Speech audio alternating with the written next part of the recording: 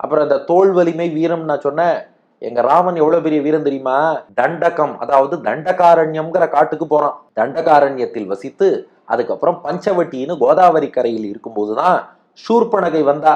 கொடி போல் துவளக்கூடிய இடை கொண்டவள். உண்மையா சூர்பனகைக்கு பெருத்த வயிறு தான் உண்டாம். ஆனா அப்படியே போய் ராமன்ட்ட நான் உன்னை காதலிக்கிறேன்னு சொன்னா ராமன் தன்னை ஏத்துப்பானோ மாட்டானோன்னு அவளுக்கு சந்தேகமா. எப்படினாலும் ராமன் ஏத்துக்க மாட்டாருன்னு நமக்கு தெரியும். அவ என்ன நினைச்சா இப்படியே போனா ஏத்துக்க மாட்டார்.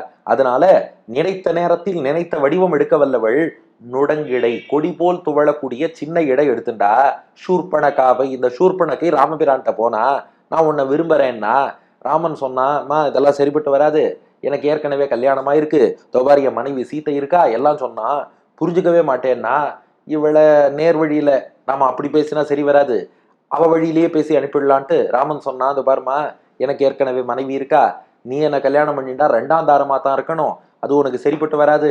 அங்க பாரு என் தம்பி லக்ஷ்மணன் ஒருத்தன் இருக்கான், அவன் தனியா தான் வந்திருக்கான், நீ வேணா அங்க போய் ட்ரை பண்ணி பாருன்னா. அவள் லக்ஷ்மணன்ட்ட போனா என்ன கல்யாணம் பண்ணிக்கோன்னா லக்ஷ்மணன் சொன்னா எங்க அண்ணா தான் எஜமானன், நான் வேலைக்காரன், அவரை கல்யாணம் பண்ணிட்டா நீ எஜமானியா இருக்கலாம், என்ன கல்யாணம் பண்ணிட்டா நீ வேலைக்காரியா தான் இருக்கணும், எஜமான் மனைவி எஜமானி, வேலைக்கார மனைவி வேலைக்காரி, அங்கேயே போனா மாத்தி மாத்தி அனுப்பவும். அவ என்ன பண்ணா இத சீத்தை இருப்பதுதான் தடை, இவளையே விழுங்குறேன்னா உடனே பிராட்டிட்டி அபச்சாரப்பட பாக்குறா. ராமன் லக்ஷ்மணன்ட்டு அப்படி ஒரு செய்கை காமிச்சான். லக்ஷ்மணன் சூர்பனகையின் காது மூக்க அறுத்துட்டான். அறிந்தான்னு ராமனையே சொல்லி அறிந்தானை வெட்டினவனை பாடிப்பற. இல்லையே, சூர்பனகை காது மூக்க லக்ஷ்மணன் தான் அறுத்தான், ஆனா பாட்டோ ராமனை பாடிப்பறன்ட்டா. அந்த பெண் பார்த்தா சரியாத்தாமா வந்து மாட்டின்ட்ட பத்தியா, கண்ணனை மட்டம் தட்டி ராமன் பெருமையை பாடுவதா சொல்லிட்டு ராமனே செய்யாம லக்ஷ்மணன் பண்ண காரியத்தை ராமன் பண்ணதா சொல்லிட்டு இருக்கியே, இது எப்படி அடுக்கும் அப்படின்னு கேட்டா.